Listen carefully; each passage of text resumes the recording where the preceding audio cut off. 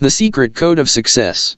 The Secret Code of Success: 7 Hidden Steps to More Wealth and Happiness. Noah St. John. For the Faithful. Contents: foreword by Jack Canfield. The Secret of Success in Life and Business. 1 Act I Foundations. 1. What's wrong with this picture? 9.2. The Little Assumption that's costing you a fortune. 21.3. The Secret Code Revealed. 31. Act 2. The Code 4. Step 1. Affirmations. 51.5. Step 2. Loving Mirrors and Safe Havens. 75.6. Step 3. Systems of Support. 105.7. Step 4. Goal-free zones and goal replacement surgery. 145.8. Step 5. Who are you trying to protect, punish, or please? 167.9. Step 6. Find your number. 177.10. Step 7. Find your because. 195v. Contents. Act 3. Next steps. 11. Now what? 213.12. Your free bonus gift. 219.13. Spread the word. 223. Additional resources. 225. Acknowledgements. 231. Index. 233. About the author. 24. I credits. Cover copyright about the publisher. 2. Foreword. Jack Canfield. He came up to me like anyone else. I had just flown across the country to the University of Massachusetts, where I had earned my master's degree in education, because they were presenting me with a Lifetime Achievement Award, something I wasn't all that sure about, because I still had a lot of living left to do. When he introduced himself, he did something that thousands of other people have done before and since, said how much he enjoyed my work with Chicken Soup for the Soul. Registered. But then he did something unusual, something few people had ever done before, something that got my attention. He produced what looked like a handmade book manuscript and said, "Mr. Canfield, I wonder if you could take a look at this." He then explained that he had discovered something that would change the world of self-help as we know it, because he had discovered why so many smart, creative, talented people who'd spent tens of thousands of dollars on traditional self-help programs are still stuck and going down the road of life with one foot on the brake. Something about the way he spoke made me pay attention. He wasn't cocky or arrogant, rather, something about his quiet manner said that he had simply solved a problem that many people would like to know the solution to. Forward. I glanced at his tape-bound book. It was literally bound with a piece of tape.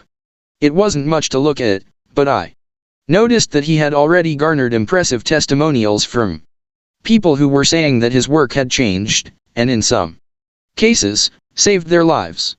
Maybe it was pure instinct, but something told me there was something special here. I looked up from his homemade book and said, "Yes, this looks good. I'll send it to my publisher." The look on his face was priceless. To say he was surprised would be like saying the Grand Canyon is a pretty big hole. After Noah's first book came out, he and I continued to stay in touch. As I watched him grow and touch more and more people through his seminars and coaching programs, I felt like a proud papa seeing my young protege expand his reach and help tens of thousands of people around the world. With the release of this new book, The Secret Code of Success, I feel that Noah is about to take the leap into true greatness. Few times in a generation does someone come along with a way of looking at a question as old as, why do so many people hold themselves back from the success they're capable of, and come up with an answer that is at once so simple and yet so powerful. But even more importantly, the way Noah solves this problem will allow you, no matter how rich or poor, how happy or unhappy, how stuck or successful you already are, to get your foot off the brake and allow yourself to succeed at higher levels in your life, career, and relationships than you've ever experienced before. No matter what area of your life you want to improve, whether you want to make more money, enjoy more time off, have better relationships, improve your productivity, lose weight, or gain self-confidence, Noah will not only help you to achieve your goals, he'll show you how to reach them faster, easier, and with far less effort than you're spending now. It's not often that someone you meet makes such a difference in your life, and moreover, helps you make more of a difference in 6. Forward the lives of others. No matter who you are or how you came to this work, the pages that follow will allow you to enter a new life. That's why it's my great pleasure to introduce you to my colleague and friend, Noah St. John, and his work, The Secret Code of Success. In closing, I just have one question for you. What are you waiting for? All my best, Jack Canfield.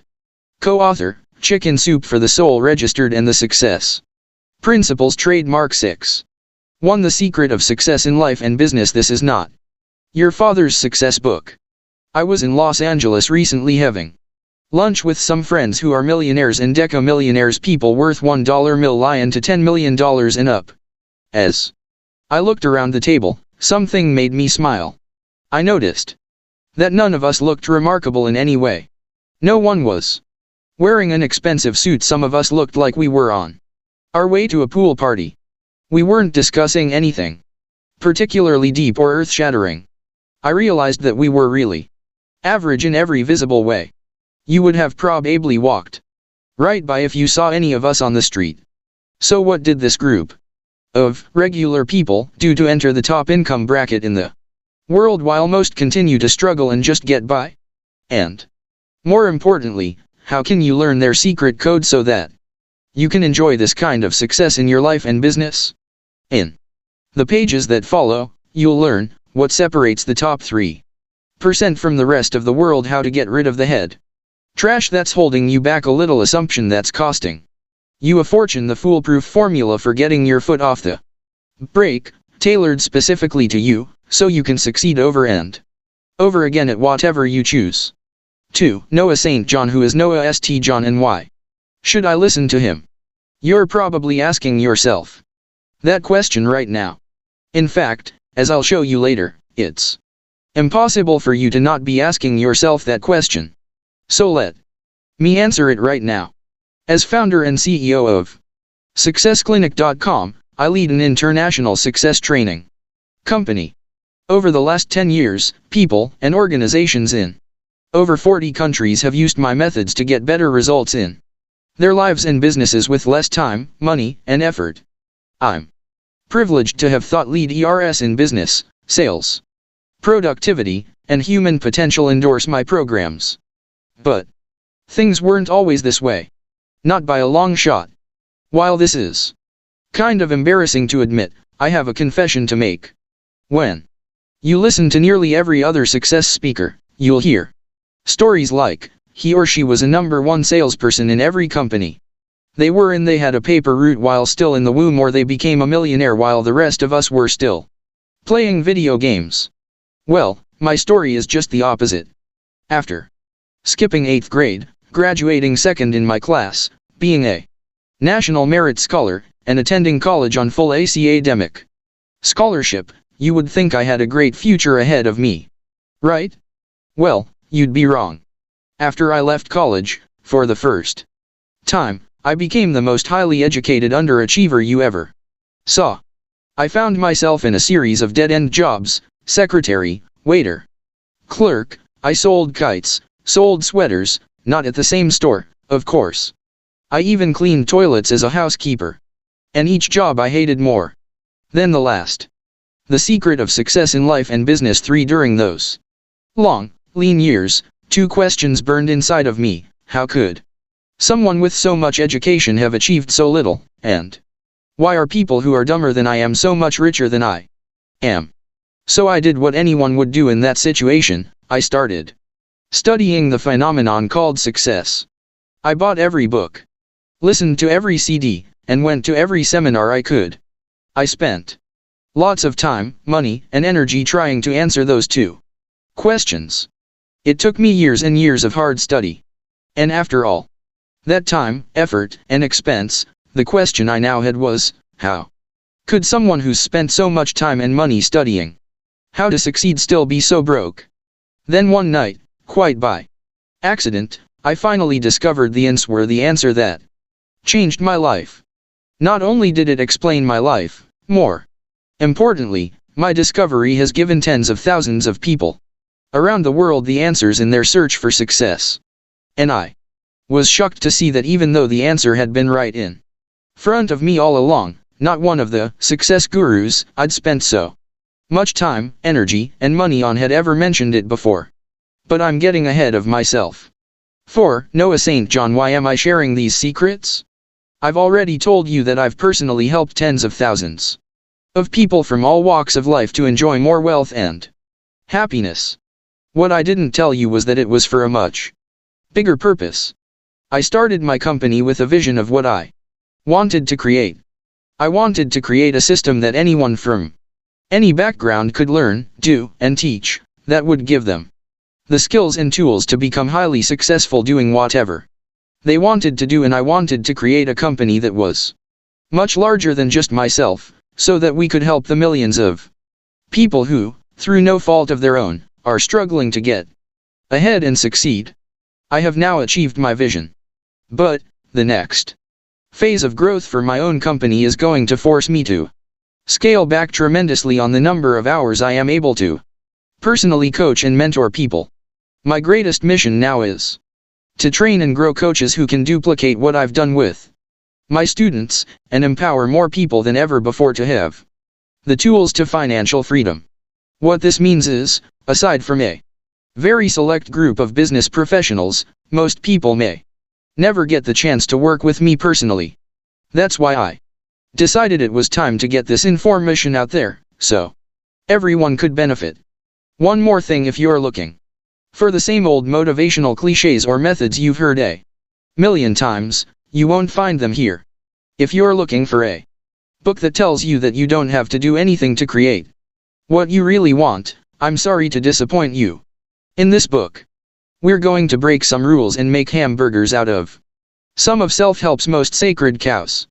I'm fully aware that some of my methods may seem odd at first blush. That's the point. If you already had everything you wanted, you wouldn't need another book on how to get it, now would you? The Secret of Success in Life and Business 5. If ever there was a time in human history when we needed to apply a new level of thinking to create a world we can all live successfully and happily in, it's now. So let's get started. To your success. The Secret Code of Success. Act I Foundations. 9. Chapter 1. What's wrong with this picture? It's estimated that Americans spend $11 billion, that's a billion, a year on self-help products, everything from books to DVDs to diet pills, while American companies spend over $400 billion a year on professional development programs for their employees.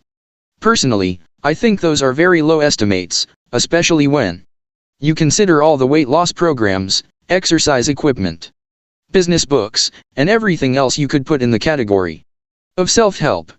Yes, I know there are a lot of other, fancier terms for this: personal growth, self-improvement, professional development, etc. But for now, let's just agree to call it self-help. Okay.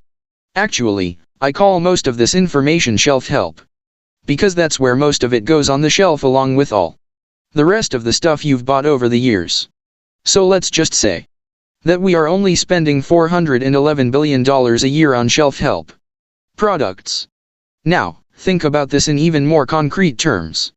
How much money have you spent on shelf-help products in the last year, 2 years, 5 years? If you're like most of the people who come to my seminars and mentorship programs, that number is anywhere from $1,000 to $50,000 and up. I've had people come up to me in my semi-10 Noah St. John NARS, some in tears, and tell me that what I shared with them in 30 minutes saved them over $1 million. So here's the number one reason most people struggle in life and business, and no, it's not what you've been told. Why, with all this time, money, and energy being spent on self-help, are so few people living the life they really want? Another way to ask this is, why are millions of people who've spent so much time and money trying to improve themselves still going down the road of life with one foot on the brake? There actually is an answer to this seemingly unanswerable question. But like most vexing problems, to answer this question, we must first ask a deeper question. The deeper Question we need to ask is, what causes human behavior? While there may be many ways to answer that question, here's what I've found to be, at once, the simplest and most accurate answer to that question. It's a simple answer. Because I've found, and I'm sure you have, too, that the simplest solutions tend to create the best and longest lasting results. What's wrong with this picture? 11. The scales of success. Copyright and trademark Noah St. John. I've shown this picture to tens of thousands of people in my seminars, and I call it the scales of success. Picture a balance, like the scales of justice you've seen in one of those courtroom TV shows. It's an instrument for determining weight that has a fulcrum at the center, from each end of which is suspended a plate. On one plate, imagine that we have something called your why tos. These are your internal motives or reasons why to do something. On the other plate, we have your why not tos, your internal reasons why not to do something. Let me give you an example from your own life. Why are you reading this book right now? The answer is very simple. You're reading this book because you perceive that there are more benefits of reading this book, another word for why tos is benefit, than costs of doing so, another word for why not tos is cost. Your perceived why tos or benefits of reading this book might include 12. Noah St. John. Heavy check mark. I want to learn what the world's most successful people do, so I can do that in my own life. Heavy check mark. So I can stop sabotaging myself. Heavy check mark. So I can make more money. Heavy check mark. And finally get my foot off the brake. Heavy check mark. And this will make me happier, because I can live the life I've always wanted. Heavy check mark. And quit this job I hate. Heavy check mark. And take more vacations. Heavy check mark. And have better relationships. Heavy check mark. And lose weight. Heavy check mark. And find the love of my life. Heavy check mark. And buy a new car. Heavy check mark. And a new house. Heavy check mark. And get out of debt. Heavy check mark. Did I mention I'll finally get my foot off the brake? What about your why not tos or cost? Those might include, heavy check mark, I have a million other things I could be doing right now. Heavy check mark, who is this guy, anyway, and why should I listen to him? Heavy check mark, what if I get to the end and still haven't learned how to get my foot off the brake? Heavy check mark, what if it works for everyone else, but not for me? Heavy check mark, what's he trying to sell me? I've been burned before and I don't want it to happen again. Heavy check mark, did I mention all the other things I could be doing right now? Your mind is like an infinite weighing machine. Ever why moment. Your mind is weighing your perceived benefit against your perceived cost of doing any behavior or activity you can think of. Can you see that every decision we make is built upon our why tos and why not tos? Consider the following. What's wrong with this picture? 13. Heavy check mark, where you live. Heavy check mark. What you wear. Heavy check mark, what you eat, and how often you eat it. Heavy check mark. What kind of car you drive. Heavy check mark, what you do for work. Heavy check mark, who you decide to marry or not marry. Heavy check mark, what you had for breakfast this morning. All of these were determined by your why tos and your why not tos. In fact, every decision you've ever made in your life was based on your internal why tos and why not tos, your reasons why you thought you should do the thing, versus the reasons not to do that thing. But what does this have to do with success? Okay, Noah, you're saying I can see that every decision I make is based on my why tos and why not tos. But what does that have to do with success? Are you trying to tell me, if I'm holding myself back from success, that means I don't want to succeed? I've had the privilege of working with countless thousands of people in my seminars and mentorship programs, business owners and teenagers, salespeople and accountants, employers and employees, people who work at big companies and stay at home, moms, men, women, and children from all walks of life. And in all that time, I've never met one person who doesn't want to succeed. Human beings are motivated by success, getting, having, and keeping the things we want. Yet we've already seen that millions of people and organizations are holding themselves back from the level of success they're perfectly capable of, even though, collectively, we're spending billions of dollars to try to fix the problem. 14. Noah St. John. So, what's going on here? There must be Something hidden, something deeper, something not visible to the casual observer. The hidden reason you're stuck. Picture an iceberg. We've all heard that 90 to 95% of an iceberg is hidden beneath the surface of the water, while only 5 to 10% is visible above the surface. Scientists at Stanford, MIT, and other esteemed institutions have determined that the human mind operates in much the same way. Just like an iceberg, your mind is comprised of two parts, the part that's visible, above the surface, and the part that's hidden, below the surface. The iceberg of consciousness. Copyright and trademark Noah St. John. What's wrong with this picture?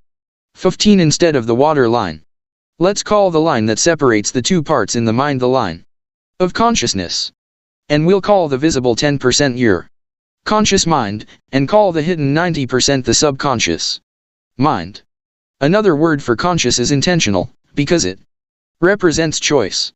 According to scientific research, your conscious mind makes up less than 10% of your total brain function. That means that the subconscious mind or unintentional aspect of your mind represents more than 90% of your total brain function. Your subconscious is a vast collection of unintentional, habitual thoughts, behaviors, and actions.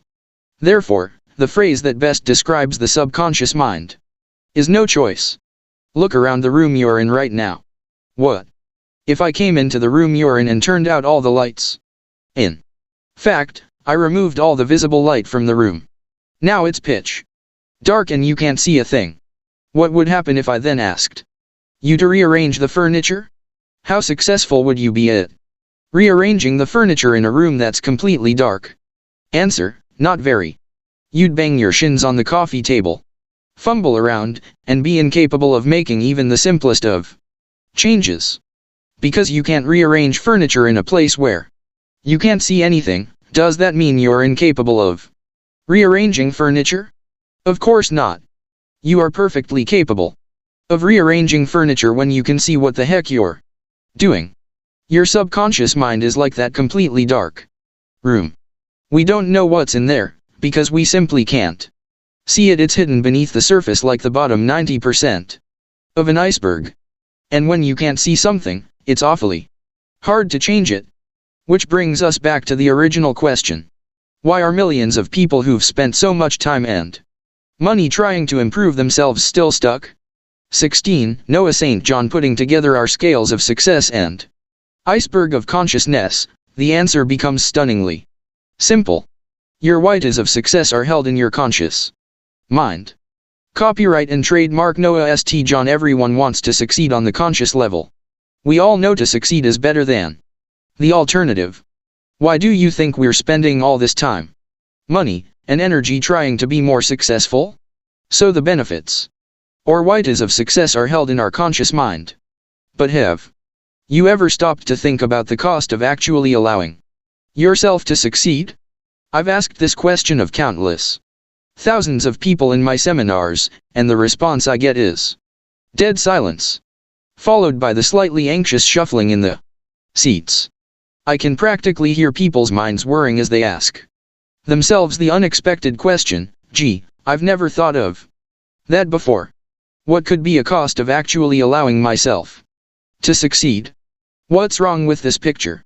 17. In other words, have you ever thought about the fact that, if your whites of success are held in the conscious mind, then your why nots of success are held in your subconscious mind?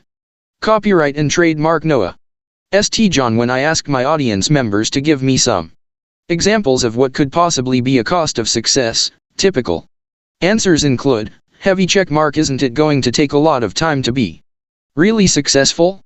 Heavy check mark. I'm too busy. Look at my to-do list. Heavy check mark. I don't want the extra responsibility. Heavy check mark. What if my family doesn't approve? Heavy check mark. What if my spouse is jealous of me? Heavy check mark. What if someone laughs at me? Heavy check mark. What if my friends don't like me anymore? Heavy check mark. What if I succeed and can't sustain it? 18. Noah St. John. Heavy check mark. What if I have to spend too much time away from my family? Heavy check mark. What if I go for it and lose it all? Heavy check mark. What if people find out I'm a fraud? Heavy check mark. What if? What if? What if? And those are just the immediate responses. I put that last one in there to include all ways we what if ourselves. Did you notice something about all these why not tos of success? They are all held in your subconscious mind.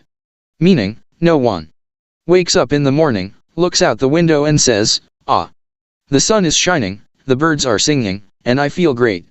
I think I'll hold myself back from success today." Nor does anyone say, "I think I'll buy this book, or go to this seminar, or start this new coaching program, to learn how to sabotage myself better." Every human being wants to succeed on the conscious level. But because your why not tos of success are hidden in your subconscious mind, it's like you're driving down the road of life with one foot on the brake. Why your foot is on the brake? Let's say you've been working really hard, trying to succeed. Maybe you started a new coaching program, or went to a seminar that really pumped you up, or read a new book that really made sense to you. You began to make positive changes in your life. You followed the instructions. And guess what? It starts to work. After all your hard work, focus, and money that you spent, you actually start to get what you were going after.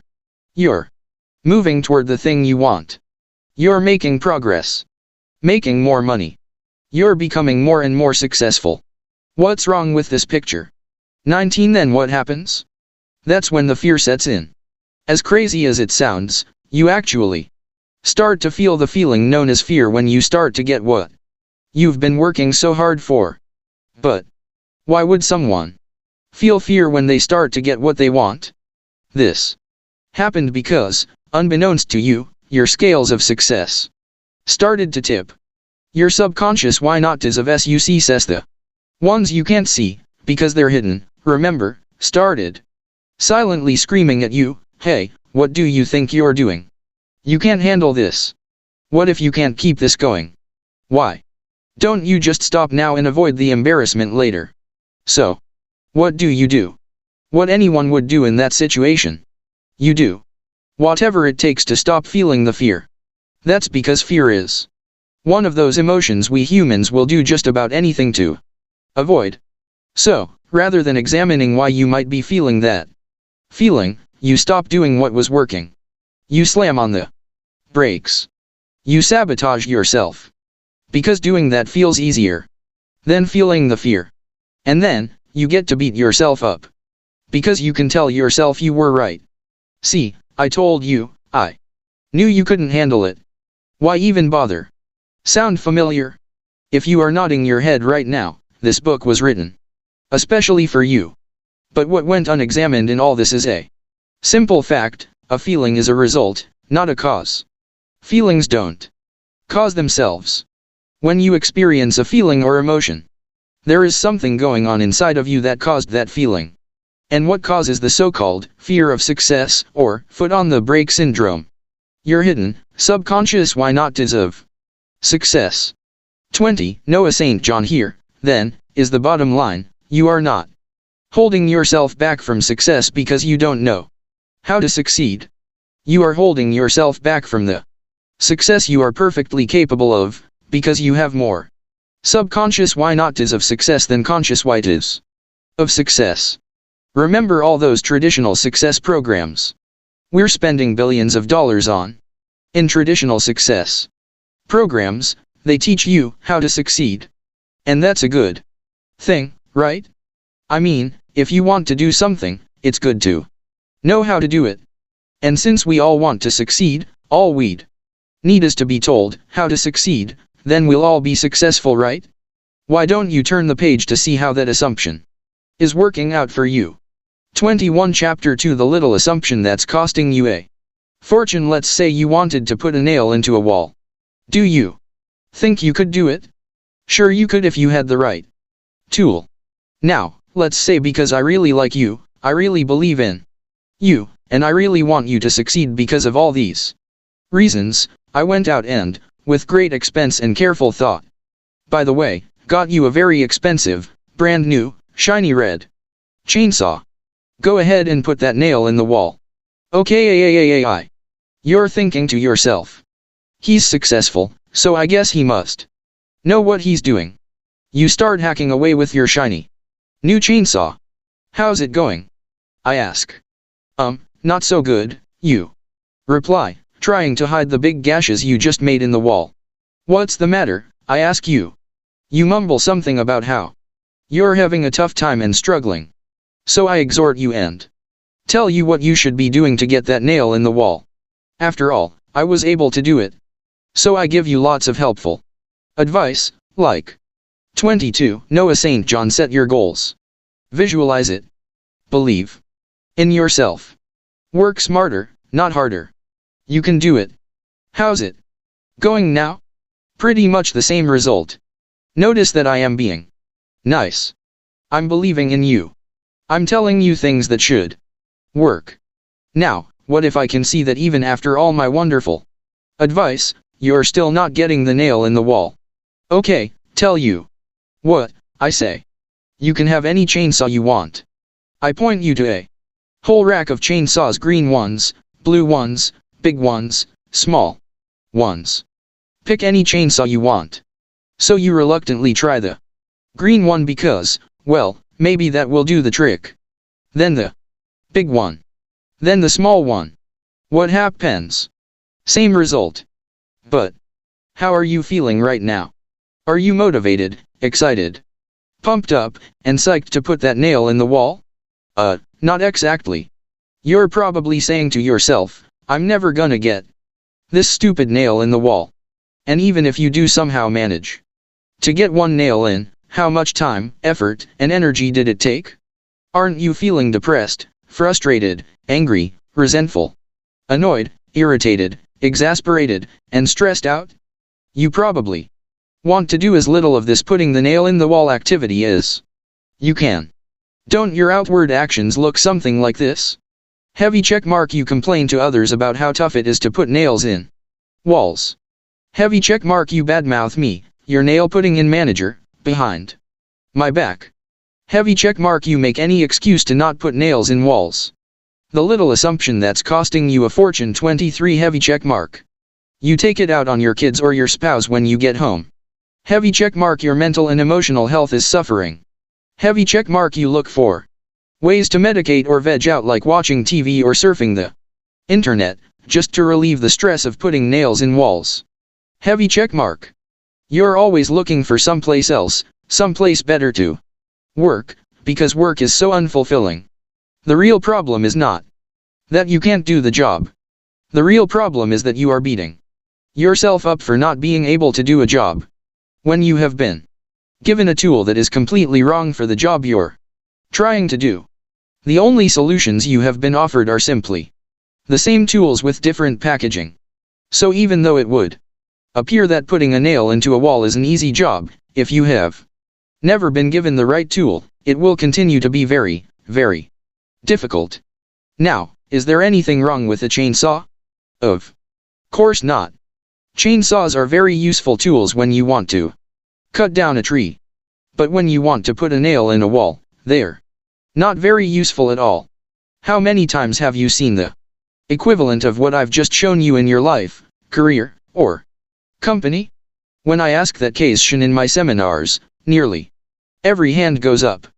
We've all seen examples of people who had all the talent, intelligence, and motivation in the world, who were asked to put nails in walls and given a chainsaw.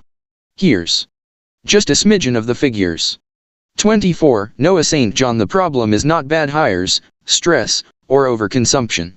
The problem is that we've been searching for the hammer to put that nail in the wall, but all we've been given are chainsaws. The assumption we all know people who've spent lots of time, money, and energy on traditional success programs, who are still holding themselves back from the success they're perfectly capable of. Maybe you know someone like that intimately. But how and why could this happen? In traditional success programs, we have been taught how to succeed, what I call the how-tos of success. This happened because traditional success teachers assumed that all we'd need is to be shown how to succeed, and then, of course, we'd succeed. They taught us the how-tos of success because of a single assumption, an assumption that turned out to be false. They made this assumption without even thinking about it, because it was totally illogical to think otherwise. This single assumption, however, is costing you a fortune right now. The little assumption that's costing you a fortune. 25. Traditional success programs taught us the how-tos of success. Because traditional teachers assumed that you and I had more why-tos of success than why-not-tos of success. They actually had it half right. Everyone does have more why-tos of success, but only on the conscious level. That's why we keep spending billions of dollars on all these success programs. Remember our iceberg? Just because you can't see your why-not-tos of success doesn't mean they're not there. They're there. All right, hidden in the subconscious, where they keep you held back from the very thing you want most. But that's not even the most amazing part. Here is the most amazing part about all this, and it represents the key to your freedom, success, and fulfillment. You can never solve a why-to problem with a how-to solution. Read that sentence again. Because, if you are holding yourself back from success, you don't have a how-to problem. You have a why-to/why-not-to problem. You can never solve a why-to problem with a how-to solution. That single sentence explains why Americans spend billions of dollars a year on self-help programs, yet most remain stuck. You have spent thousands, maybe tens of thousands of dollars, on self-help programs and still have your foot on the brake. 26. Noah St. John. The world's most successful people, the ones teaching all those how to succeed programs, can never tell you how to get your foot off the brake because they are unconscious at allowing themselves to succeed. And it also explains why the people you'll meet in the pages that follow, the people who've taken the steps revealed in this book, have heavy check mark doubled, tripled, even quintupled their income in less than a year. Heavy check mark lost 20 pounds in 60 days without stress or dieting. Heavy check mark converted their annual income into their monthly income, even their weekly income. Heavy check mark overcome the darkest moments of despair and helplessness to achieve greatness and find fulfillment. These are just some of the remarkable results my students have seen in their lives, careers, and relationships. And you can do it, too, provided you follow the secret code of success. Oh, there's one more thing I wanted to show you. The 4 steps of traditional success programs. I'm about to save you a ton of money, years of your life, and lots of frustration. How? By giving you the 4 steps of every traditional how to succeed program. Here they are. 1. Set your goals. Know what you want. 2. Do something. Take action toward your goals. 3. Evaluate. Am I getting closer to my goals or not? 4. Try again. Adjust your approach until you reach your goals. The little assumption that's costing you a fortune. 27. If you've ever experienced a self-help book, speech, or seminar, you've probably heard those same 4 steps over and over, packaged in different ways. And it sounds great, doesn't it? You knew this already, didn't you? So you have everything you want, right? Sound of crickets chirping. What was that? You don't have everything you want? Well, what's wrong with you? Oh, you must not be motivated enough. Or you just don't work hard enough. Or you're not intelligent enough. Or maybe you're just incapable of succeeding.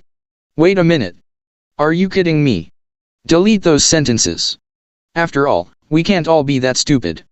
The 4 steps of the real world, just like traditional success programs have given us the same 4 steps, there are also 4 steps in the real world that would be like planet Earth. Here are the 4 basic steps I have observed about the real world. See if you've found these to be true. 2. 1. The fog. We don't know what we really want. 2. Treadmilling. We're really busy, but getting nowhere. 3. Feel like a failure. We compare ourselves to everyone else and come up short. 4. Try again. We keep trying and hoping things will be different. In the first step, we don't really know what we want, or we don't know what we really want, or we don't believe we can have. 28. Noah St. John. What we really want, or we fear what will so and so say if I actually get what I really want, or we think, I don't think I'll ever get what I really want, or what If I get what I really want and then I'm still not happy, or get it? We have a fog. In the second step, we are treadmilling. Ever been on a treadmill? You're working really, really hard and getting nowhere. Look at my to-do list. I'm busy, but this view sure looks the same. And sometimes that treadmill is going uphill. I'm working, busy. But things still haven't changed. Treadmilling. Are you with me here? Now we get to the critical third step, feel like a failure.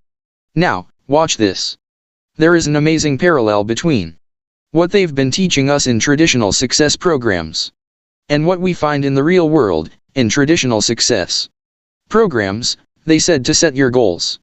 Well, we don't really know what we want, so we've got a fog. Then they told us to do something. Well, we're really busy, aren't we? So we're treadmilling. Then they told us to evaluate our progress. Well, what's our subconscious evaluation of our own progress? You got it. We feel like a failure. We feel like everyone else is doing better than we are. We wonder why we've spent all that time, money, and energy on all these self-help programs and we're still stuck. We look at all the exercise equipment, money-making schemes, diet pills, relationship advice, all the self-help products and programs we've invested in, then look at where we are in life and how we feel stuck, and inside, we feel like a failure. The little assumption that's costing you a fortune. 29 Boy, did I spend years of my life in this step? I don't want you to spend one more minute there. And yet, even with all the years of frustration and tens of thousands of dollars we've spent, with not much to show for it, even with all that, we still do step 4. And try again. You see, you are motivated. You do want to succeed. You have kept trying, even though you may have failed in the past. You really deserve a medal for continuing to press on, even in the face of not getting the results you've wanted. Even though you've never been given the right tool to do the job. Now, are you ready for the biggest shock of all?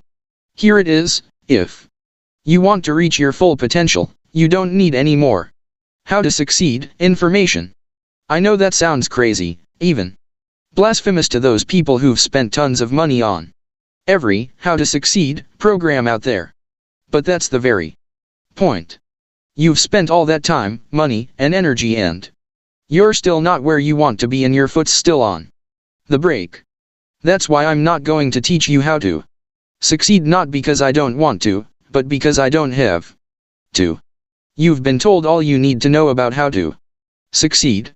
Now it's time that you allow yourself to succeed to your full potential. It's time to get your foot off the brake in your life, career, and relationships for good. And I'm going to show you exactly how to do that. A quick recap. 1. There is a secret to becoming highly successful. The secret is, there is a massive, fundamental difference between how to succeed and how to let yourself succeed. The problem is, the people who 30 Noah St. John are unconscious at letting themselves succeed can't tell you what it is, for the precise reason that they are doing it unconsciously. 2. What really causes human behavior is your internal why-tos and why-nots, the reasons you perceive why to do something or not do it. 3. Therefore, the reason you're holding yourself back from success has nothing to do with your how-tos of success. It has to do with uncovering your subconscious why-nots of allowing yourself to be truly successful. 4. Holding yourself back from success is a why-to/why-not-to problem. You can never solve a why-to problem with a how-to solution. 5. Traditional success programs have taught us the how-tos of success. While there's nothing wrong with this, trying to get your foot off the brake using traditional how-to methods is like trying to put a nail into a wall using a chainsaw. 6. This simple fact explains why millions of people and organizations are spending billions of dollars every year on every how to succeed program out there, yet most people still feel stuck. 7. If you want to get your foot off the brake for good, stop spending your hard-earned money on more how-tos of success. Instead, focus on your internal why-tos and Why not is of success, and take the appropriate steps to restore the proper balance. Why? Because using the right tool.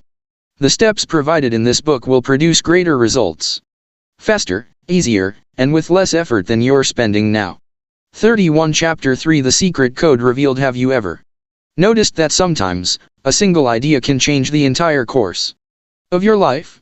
On the night of October 20th, 1997, I accidentally made a discovery that did that to me. Since then, tens of thousands of people around the world have used what I discovered that night to change their lives, too. On that fateful fall night, I was attending a seminar on eating disorders. Remember how I told you I worked in a series of jobs after my first time in college? One of those jobs was as a professional ballet dancer. After performing with several professional ballet companies across the country, I decided to go back to college to finish my degree in religious studies. On the morning of my discovery, I saw a sign in a local bookstore for a seminar on eating disorders to be held that night. Even though I never had suffered from an eating disorder, many of my friends and colleagues had. So I decided to attend the seminar to learn why people would do this to themselves. At the seminar, the speaker described why so many smart, creative, talented, sensitive people, mostly young women, develop eating disorders and would starve themselves. She said that it was not a matter of nutrition or of needing to teach them which foods to eat. Having worked with thousands of people at her clinic. 32. Noah St. John. The speaker concluded that the person suffering from an eating disorder was holding a desire to not be here on earth. In essence, she wanted to disappear to punish herself because of a deeply negative self-image. As the speaker continued to describe people who starve themselves, I noticed something I never expected. She was describing me to a T. She said that people who starve themselves are smart, creative, talented, and motivated. Check, check, check, and check. She said. They're usually straight A students and overachievers in school. Check. She said they're highly sensitive to the needs of others and put other people's needs and feelings ahead of their own. Check and check. Then, she said that these individuals settle for crumbs while others around them are eating fully. While I knew this was not true in relation to food, I love food and enjoy eating. I thought to myself, what if we extrapolate and see that I am settling for the crumbs of life while I constantly help others get ahead, even at my own expense? Wait a minute, I thought to myself. I've been settling for crumbs my whole life. It was at that moment that lightning struck and my life made sense for the very first time. The starvation of success. When we talk about starvation, or eating disorders like anorexia and bulimia, we're normally referring to behavior relating to food. For example, when someone is said to have the condition called anorexia, we are typically describing a behavior pattern marked by an aversion to or pushing away of food. When someone has bulimia, it typically means behavior characterized by the binging and purging of food, gorging on food and then inducing vomiting. Up until that moment, no one had ever thought that starvation behaviors could be related to anything but food. I suppose the secret code revealed 33 assumption was that other than food, what could human beings consume, and therefore starve ourselves of? But at the moment I became aware that I was settling for the crumbs of life, I realized that there was something else we humans could starve themselves of, and this previously unrecognized method of starvation was affecting tens of millions of people. What no one had considered before was that human beings could starve ourselves of success. Think about this for a moment. Women, since the beginning of human history, have been taught that their worth comes from their physical bodies. While it is totally politically incorrect to say this, the fact remains that women, for most of the history of civilization, were treated like possessions to be sold and acquired for the purposes of marriage and procreation. Make no mistake about it, a woman's worth does not come from her body. However, since the beginning of time, female human beings have been told or taught, implicitly and explicitly, that their worth stems from their physical bodies.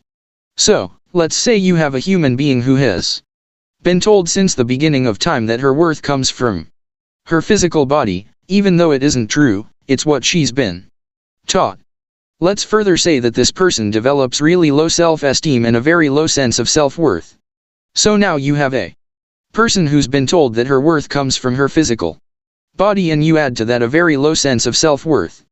Doesn't it make sense that that person will punish that part of herself that she was told her worth comes from, namely, her physical body? And if you are going to unconsciously punish your physical body, doesn't it make sense that you are going to starve yourself of food? I have just shown you, in 5 sentences, what causes a person to develop an eating disorder. Now, I realize that no woman reading this book was told in a literal sense your worth comes from your physical body.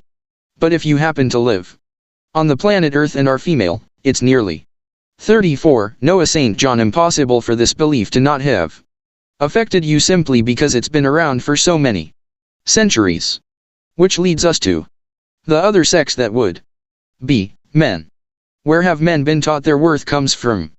Men, since the beginning of human history, have been taught or told that their worth comes from their possessions, titles, job, net worth, holdings, size of bank account, what I call their material bodies, as opposed to their physical bodies. While it is also completely politically incorrect to say this, the fact remains that men have been judged almost solely on what they possess or are capable of earning, bringing home the bacon. Of course, this is not where a man's worth comes from, it is just what men have been told or taught their worth comes from.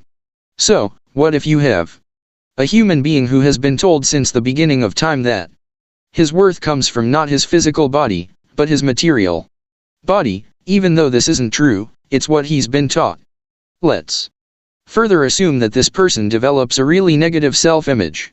Now you have a person who's been told that his worth comes from his material body, and you add to that a very low sense of self-worth. Doesn't it make sense that he will punish that part of himself that he was told his worth comes from, namely, his material body?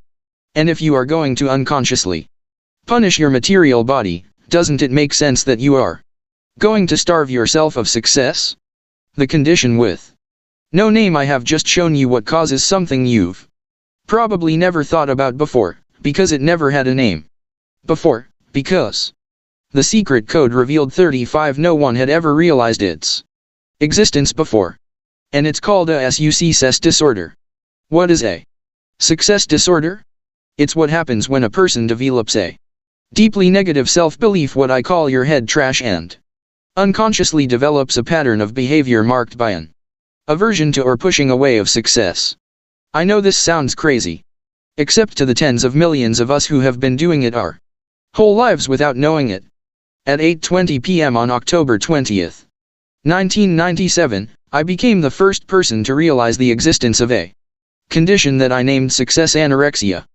Because of this, I also realized that starvation could be related to something other than food, and that tens of millions of people around the world were unknowingly starving ourselves of success but had no idea that's what we were doing, let alone how to fix the problem.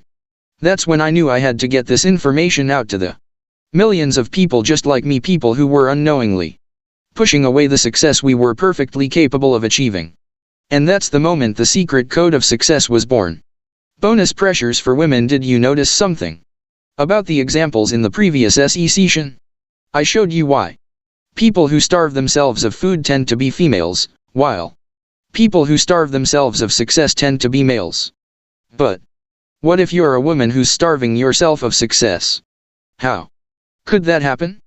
The answer is simple. Over the last 50 years, women have entered the workplace in unprecedented numbers. In fact, women now outnumber men in the workforce, and research shows that women are starting new businesses at a higher rate than men.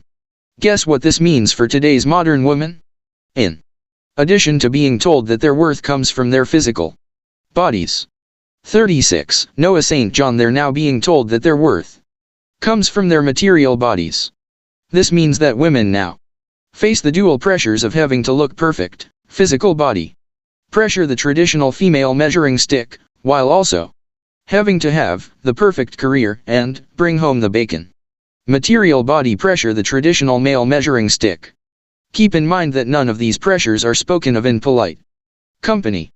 They are lurking beneath the surface, never addressed in the open, but always there, affecting millions of women and men all over the world, although very few are consciously aware of it. The bottom line is that today's modern woman can be starving herself of food and success.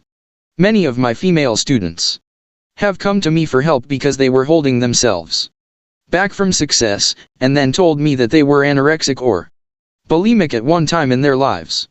Even though you may never have suffered from an eating disorder, if you are a woman, you too are probably facing these unspoken pressures of modern life.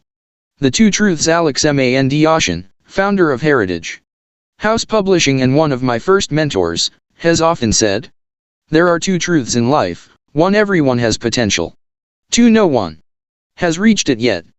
But why is that? After working with countless thousands of people in my seminars and mentorship programs, I've come to realize that while we human beings fear not being who we really are, what we tend to fear even more is being who we really are. My friend Neale Donald Walsch, author of The Conversations, The Secret Code Revealed 37 with God series, put it elegantly when he said, since the beginning of time, all we have wanted is to love and be loved. And since the beginning of time, all we have stopped from happening is to love and be loved. That's why the purpose of this book is to give you permission to be who you really are, permission to succeed. How can you gain that permission if you don't already have it? Simple. All you have to do is follow the secret code that the world's rich, happy people are unconsciously following, that they don't even know they're following, and that they can't tell you about, not because they don't want to, but because success has become as unconcise for them as breathing or driving a car is for the rest of us. That's when you'll finally discover how amazing it is to live your life without your foot on the brake. Meet the 3 Percenters. I want to introduce you to a very special group of people. Actually, you've seen these people on TV or in the movies, and you've certainly seen them on stage, winning award after award at your company's annual convention. These are the world's most successful people. They have most of the wealth, happiness, joy, peace, health, and loving relationships. In other words, they have most of what we human beings want as we go through this journey called life. Please note, in this book, I am talking about fulfilled, wealthy people, what I call being happy and rich. There are lots of people with lots of money who are unhappy, and people who are broke but happy, although not many of those. But I've observed that while most people believe you can either be happy or rich, there's a small percentage of people who realize you can be both. I call these special people the 3 Percenters. Why? Well, you've heard of the 80-20th rule, also known as Pareto's principle, that 80% of your results flow from 20% of your efforts. But into 38 Noah St. John Day's society, we seem to have what I call the 97/3 rule, that about 3% of the population holds most of the world's great wealth, while most of the remaining 97% struggle just to get by. While these may not be precise, hard and fast numbers, look around and you can verify them for yourself. Look around your company and you'll see that the same 1, 2, or 5 sales people always win the top awards, while the rest never do. Look around your personal relationships and notice that a tiny minority of couples ever stays happily married, the rest just stay married. Look around them all and notice how many people are in shape and healthy and how many are not. Look around the world and see that only a small percentage of the world's population are haves, and the rest are have-nots, or at least have not much. Well, you may say, it's just not fair. Money, wealth, health, happiness, these should be given equally to all people. You're right, they should, and indeed, they are. It's just that few people ever choose to take them and make correct use of them. These lucky few are the 3 Percenters. But here's their big secret: you can be a 3 Percenter, too, but only if you learn and follow their secret code. Just one thing. Aha, I can hear you saying, I knew there was a catch. Yep, there's a catch all right. If you believe that most of the wealth, health, happiness, joy, love, opportunity, in short, all of the things we humans want is held by 3% of the world's population, you need to realize that it is not actually held anywhere. No one can keep love, money, or opportunity away from you, any more than someone can stop you from reaching your full potential. The secret code revealed 39, but here's the amazing, counterintuitive thing about the 3%ers, they can't really tell you how they got there. Have you ever heard a speech, read a book, or gone to a seminar given by a 3%er? Yes, you have, you just didn't realize it. Remember the last seminar you went to on self-improvement? The last book on how to increase your sales or grow your business? That speech given by the mega-rich investor? That seminar, book, or speech was almost certainly given by someone who was unconsciously competent at allowing themselves to succeed. In other words, a 3%er. What do I mean by unconsciously competent at allowing yourself to succeed? When you are trying to do something new, walk, tie your shoes, drive a car, make $1 million, make $100 million, the 4 levels of competency you go through are: 1. Unconscious incompetence, you don't know that you don't know. 2. Conscious incompetence, you know that you don't know. 3. Conscious competence, you know that you know. 4. Unconscious competence, you do it without conscious thought. Think about driving a car. Remember the very first time you were in a car when you were a little kid? I sure don't. I don't remember thinking, gee, when I'm big and tall and I can reach the pedals with my little feet, I wonder what it's going to feel like to drive this, what do they call it again? The point is, you were driven around, unless your parents let you drive when you were an infant, in which case we really need to talk, and the thought of driving a car never entered your mind. Why would it? You were a kid, for crying out loud. Then, when you got to the age of, let's say, 12, you started to think, hey, these goofy adults have these weird things called cars and they let you go where you want to when you want to and all. 40. Noah St. John I have is a bike and they won't let me ride my bike on the highway, so I can't get very far. I think I want a car. And your next thought was, how the heck am I going to do that? Then you had to wait another 3 or 4 years before they let you take driver's ed, and then you thought, this is more like it. Now I can go where I want when I want, and no one can tell me what to do. Well, you weren't exactly right about that particular thought, but still you were on your way. And today? You're in your car/truck/minivan/hybrid, talking on the phone, sipping coffee, putting on your makeup, looking at the drivers around you, finding a good radio station, thinking about your next meeting, getting one kid to stop torturing the other, or so help me, I'll pull this car over, and, oh yeah, driving. After all those years and years of waiting and waiting and waiting, you have become unconscious at driving a car. When you're driving your car today, do you ever think about all those years and years of waiting and waiting and waiting? Of course not. Until I just brought it up. When was the last time you thought about all those long years of waiting until you could drive a car? Like, never? Exactly. Learning from unconscious people. Let's go back to our 3%ers, the people who have what the rest of the world wants. Many of these 3%ers realized that they could help people and make a lot of money by teaching other people the so-called secrets of success. In other words, how I got here. I'm sure most of them do this because they really want to help people. And they do mean well. There's only one problem. The secret code revealed 41. When you are unconsciously competent at something, you often don't know how you are really doing that thing. For example, when I worked as a professional ballet dancer, I was good, but never the lead dancer. I sweated, worked my butt off, and tried harder than anyone else, but just wasn't as proficient as the lead guys. Sometimes when I was having trouble with a particular step, I would notice who was doing it naturally and ask them to show me how to do it. And they would say something like, just do it, turn your head, just spin, or something totally not helpful at all. One day, I realized I wasn't getting anywhere and asked one of the older members of the company to help me.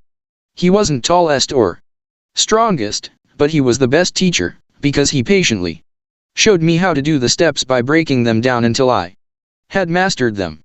He was definitely not a natural, and neither was I, but while the naturals were no help at all, this man helped me more than any of them, because he showed me step by step what I needed to do. It is the same way with the phenomenon called success. Almost all of the books, speeches, and seminars you see on how to succeed are being given by 3%ers, the naturals at SUCCess. I'm not suggesting that naturals don't work hard or haven't made sacrifices to get where they are. Naturals have to work hard, just like the rest of us. But my point is this: the true causes of success are often hidden and counterintuitive, even especially to those who are naturals at success. There is something the naturals, the 3%ers, are doing that they don't know they're doing. And no matter how many times they tell you their secrets of success, they can't tell. 42. Noah St. John you something they're not consciously aware of. It's like saying to a fish, so, tell me about water. That's why it took a highly educated underachiever like me and an unexpected twist of fate to realize that the 3%ers were living by a code they weren't consciously aware of. If only the rest of us could follow it. Being and doing. The secret code of success is a way of life that involves being and doing. It's a code of living, not like a code you use to open a safe. The way of being is first to discover who you really are, and the way of doing is to act in accord with who you really are. Together, this being and doing will allow you to succeed to your fullest potential. How do we do that? By following the 7 steps of the secret code of success. You may be wondering why the secret code of success is a secret in the first place. Why doesn't everyone know about this code? I believe it's been a secret for this long for 2 main reasons. 1, because the 3%ers themselves don't know it exists, since they're unconscious of the fact that they're following it in the first place. 2, because the code cannot be found in the conscious world of everyday demands and pressures, but lies within and requires a new way of looking at the phenomenon called success. The secret code of success reveals what the 3%ers do unconsciously that they could never tell you, because they are unconsciously competent at allowing themselves to succeed. The secret code revealed. 43. Why should I follow the code, anyway? You may be asking yourself that question right now. In fact, it's impossible for your brain to not be asking that question. Remember our scales of success. So, let's put our cards on the table right now. In working with tens of thousands of people in my seminars and private mentorship programs, here are the 7 main benefits, why it is, that I have observed my students experience once they begin to start living the code. 1. You will get rid of the head trash that's holding you back from success. 2. You will allow yourself to make more money. 3. Your sales/recruiting efforts will improve. 4. You will enjoy improved relationships with yourself and with others. 5. Your self-confidence will increase naturally. 6. You will experience enhanced feelings of happiness, connection, joy, enthusiasm, and love. 7. You will begin to know and live your purpose on earth. No more head trash when you follow the code. The big benefit you will experience, and the big promise of this book, is that you will eliminate the causes of self-sabotage, the fear of success, and the foot on the brake syndrome. I want you to understand something absolutely key here. Self-destructive behaviors that hold you back from success are precisely that, behaviors. 44. Noah St. John. A behavior is something you do that is caused by something else. You do not do anything without a reason. The true cause of all human behavior is your why is, and your why not is. This leads us to one of the fundamental truths in my approach, which itself represents a major shift in the field of self-improvement. You cannot change your behavior at the level of behavior. Let me give you an example. If you're old enough to read this book, you probably take a shower or bath Every day before going to work, to school, or starting your day. Why? Because you wouldn't like the way you felt if you didn't. Now, you could, if you wanted to, not bathe before going to work. Why don't you do that? It's probably never even occurred to you to even ask the question. Why wouldn't you? Exactly. The reason you bathe to start your day is because it's an unconscious habit. In fact, until this moment, it's probably never occurred to you to not do it, because you've been doing it for so long. Now, could you go to work without bathing? Sure, you could. So why don't you? Because you wouldn't like the results, both from yourself and the not very approving looks from your co-workers. So, you have all the whys of bathing and all the why not tos of not bathing. Those two forces together produce the very powerful and unconscious whys of bathe before work. But we've just determined that, if you wanted to, you could go to work without bathing. By the way, I don't recommend this, and your co-workers probably wouldn't appreciate it, either. In other words, you have the how-tos of not bathing before work. However, because your whys outweigh your why not tos, you are firmly in the camp of bathe before work. That's why you can know how to do something, and never let yourself do it. And that's why whys will always trump how-tos. The secret code revealed 45 moving beyond behavior. We've already seen that holding yourself back from success is a why not to problem, and that you can never solve a why to problem with a how to solution. We've also seen that since traditional success programs are focused on the how-tos of success, using those programs to get your foot off the brake is like trying to put a nail into a wall using a chainsaw. Before the secret code of success, all attempts to fix the age-old question of how to get your foot off the brake have been at the level of behavior. The 3%ers told us to think positive, set your goals, and just do it, the how-tos of success. While these exhortations are not wrong any more than a chainsaw is wrong, the problem is that these are all behaviors. And as we've just seen with the bathe before work example, you cannot solve a behavior problem at the level of behavior. You must go beneath your behavior to the hidden whys and your why not tos of your behavior. That's what the secret code of success is all about. That is the question the 3%ers have unconsciously answered for themselves, which is exactly why they allow themselves to succeed and don't have their foot on the brake. And that's the secret that the rest of us can now share in as long as we follow the code. What's truly amazing about the code is that you cannot hold yourself back from success if you simply do the 7 code steps. Now, if you don't do the 7 code steps, I can't make any promises. Actually, I can make one promise: you'll still have your foot on the brake. The system I teach is not magic.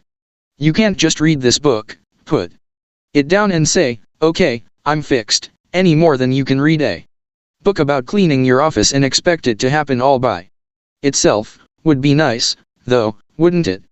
You must take action.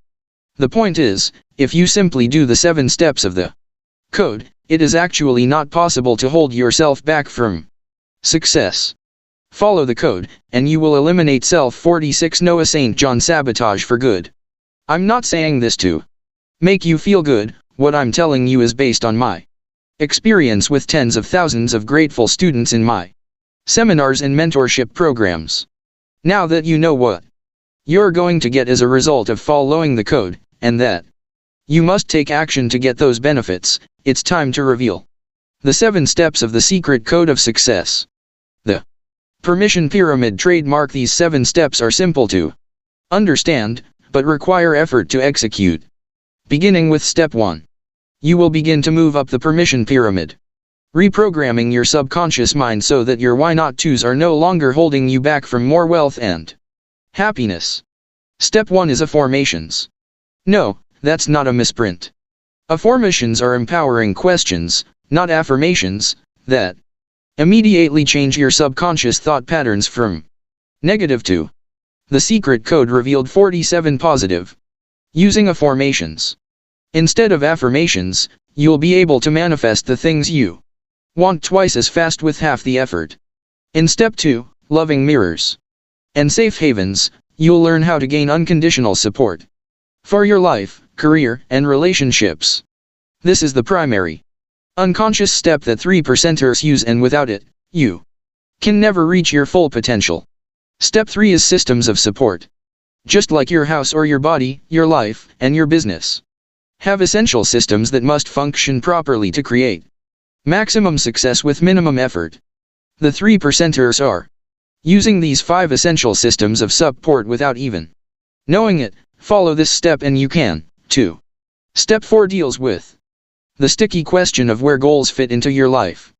In goal-free zones, you'll learn the necessity of unplugging to re-energize and revitalize yourself daily. In goal replacement surgery, you'll discover if your stated goals are really yours or if they're someone else's that you've internalized. Step 5 is a question you've probably never asked before. Who am I trying to protect, punish, or please? Many people have, upon taking this step, realized that they had been unconsciously holding themselves back to protect or punish someone else. Once freed from those hidden blocks, they've seen incredible increases in both income and peace of mind very quickly. Step 6 is to find your no. Many people have lost their no, that is, lost their ability to say no to others. When you lose your no, you become a doormat to the agendas of others, which means your dreams and aspirations are put aside. I'll show you some simple but powerful ways to find your no so that your dreams become just as important as anyone else's. Finally, step 7, find your because. Deals with your mission, your purpose on earth, your ultimate why do. Most people don't know why they're here on earth, and this not knowing leads to feelings from frustration, anger, and boredom to depression and the deepest depths of despair. When you find your because and complete all 7 steps, you will become a 3%er. B48 Noah St. John, cause you will be one of the tiny percentage of human beings who not only knows their